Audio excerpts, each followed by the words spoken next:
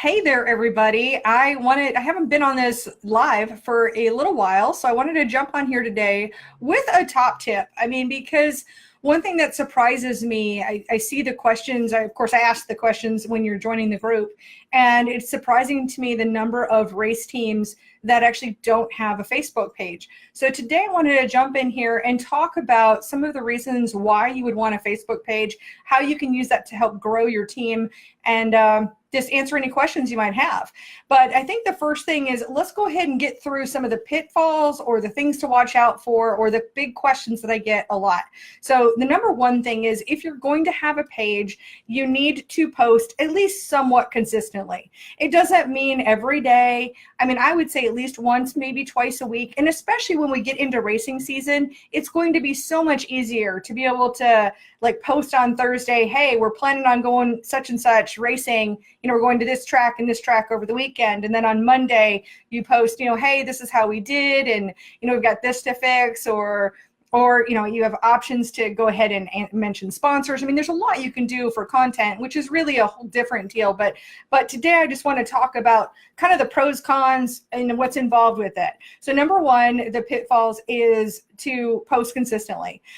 Secondly, I want to definitely underscore the importance of answering messages. When people start messaging you through your page, you definitely need to make sure that you pay attention and you get back to those people. It's a big mistake that I see made by a lot of businesses. And though I understand with a lot of businesses, they've handed off some of their social media to some third party. Even so, it doesn't matter if especially when it's you definitely need to answer those messages. And I'm sure that there's a variety of ways that, or reasons why potential fans are going to contact you, and maybe sometimes they're going to want something, and maybe the answer is no, but at least respond to people. The other big thing that I hear as far as people kind of pushing back on Facebook pages is that you do get, as far as deliverability. The truth is, yes, Facebook does push personal profiles out to an audience far more clearly than they do with Facebook pages. I understand that. However, when I get into the reasons why you need a Facebook page, I think it'll become more understandable, the value there. Another one I see, actually I saw this from another e-commerce business. They're like, well, I have a Facebook page and I don't post to it because it was just my friends and family, and I don't have 0 followers. I was like, dude, everybody starts with 0 followers. Everybody. You just have to start with that first one. And of course you start by inviting your friends and family. And then you make sure that you maybe post on your personal page that, hey, we've got this Facebook page over here, come on over and like it. So those are just keep in mind, everybody starts at 0. So don't let that hold you back. But now let's go ahead and jump in to some of the reasons why I personally think that it's important to have a Facebook page today. And number one is your personal profile is limited to 5,000. Now, if you haven't been on Facebook long, or whatever, if you've limited the people following you to just your friends and family, then it may not be an issue. But I can tell you, I've got over 5,000. I've got 5,000 friends on my personal page, and I have a whole waiting list of people that have sent me friend requests. So especially and I'm business to business, I'm just straight to racers. I don't really have people who are fans of mine.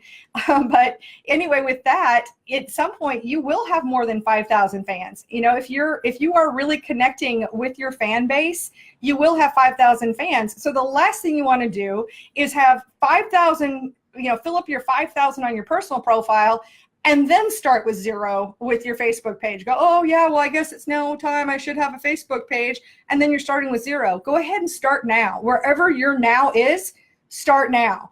And then secondly, I find that when we're in this racing industry, I understand that it is a lifestyle, but at some point I do want to be a person versus a business owner. And so I use my personal page to be able to share my personal stuff.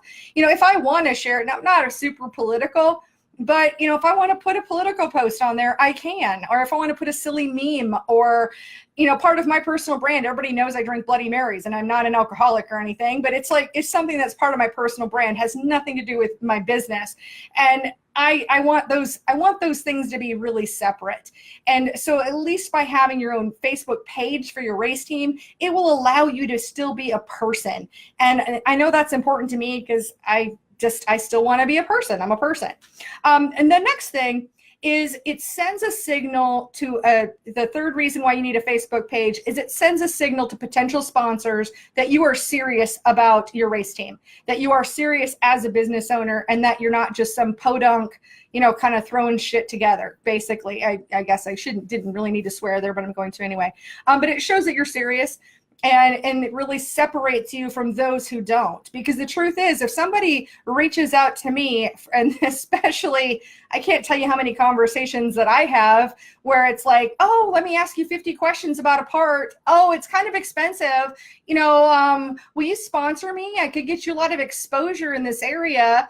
And then I look, they don't even have a Facebook page. I mean, really? How much exposure can you get me? I mean, if you don't even have an audience, your personal profile, who cares? I mean, that's how I view it as another business owner. So I would definitely, that's a reason right there. It just shows that you're serious, or more importantly, if you don't have a Facebook page, it shows that you're really not that serious. And again, we start at 0 and you start building it up over time.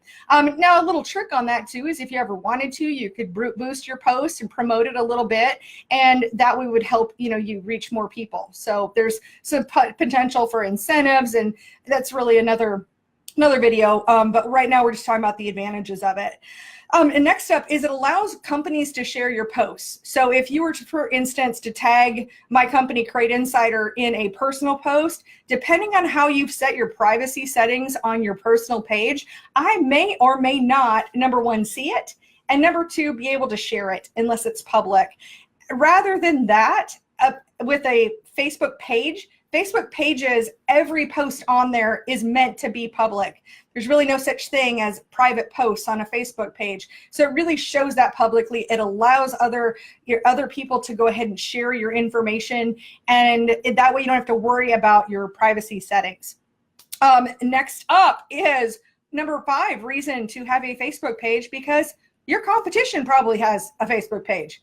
Well, why be left behind? You don't want to be left behind on the track. So why would you be left behind in your marketing? And I think that's that's a good reason for me. If you tell me my competitor is doing something, I want to be there too. And I want to beat them at their own game. That's my competitive nature. And I'm probably more competitive than most people on the planet, just saying. And the number 6 reason I would have is it is a great way to direct traffic to your website. And yes, you need a website. And actually that is an entirely different video. But what it allows you to do is to direct people and send them to where you want them to go, whether that is to build an email list, which is again another different video, but go to your website, or in the meantime, before you have those assets, that it'll allow you to send that business to the potential sponsors that you want to work with. So if you guys have any questions, feel free to drop them in. Even if you have a question after the fact, feel free to drop that in. Or if you'd rather not have your question be public and you want to send me a private message, feel free. I'm always happy to answer any questions and just help people on the path of just doing better with marketing, because we as an industry need it. We really do. If you can, I guess I'd even say this as a benefit, but the truth is that if we can make this more mainstream, and if you've got a Facebook page and you can reach out to a broader and broader and broader audience, your posts could show up in some random person who's never been to a track. It could show up in their feed, and they might be like, what's this about? I'm curious now. What is racing? That's kind of a weird looking car. I want to check that out. and you just never know. You just never know what that's going to lead to. So I'm just going to leave you guys with that. Is I really, really strongly encourage you to, if you don't have a Facebook page, to jump in there. It doesn't take longer than about 15 minutes to create, to just get started. And I didn't even plan this, but check out my sign. Success starts by doing. So start doing today, and we'll see you tomorrow. So thanks so much for watching. Send me your questions. Happy to help you guys. And thank you so much for watching. Thanks for being part of the group. Talk to you soon.